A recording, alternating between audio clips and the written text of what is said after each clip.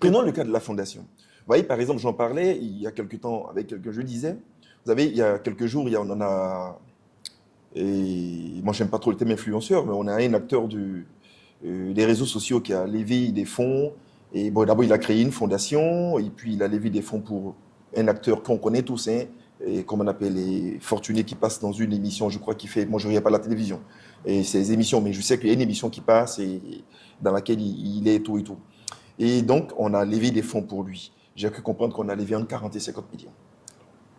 Il faut que les gens comprennent. Vous savez, quand une fondation lève des fonds, ce sont des gens qui ont donné de l'argent. Ils ont donné de l'argent. Bon, je vais prendre ça dans l'autre sens. On paye les impôts sur les revenus. On paye des impôts sur les revenus. Ça veut dire que si vous avez des gains, vous avez de l'argent qui rentre payer des impôts là-dessus. Donc, quand vous donnez 20 000, 30 000, d'accord, la solidarité, on a 50 millions. Les 50 millions, la fondation doit payer des impôts là-dessus.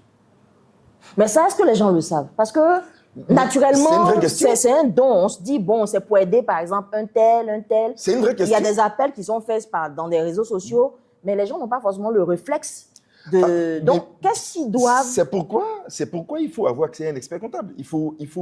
Quand on crée une fondation et quand on crée une association, une entreprise et autres, il faut commencer par l'expert comptable. Je dis ça toujours aux gens. L'expert comptable, c'est celui qui est à la naissance et à la mort.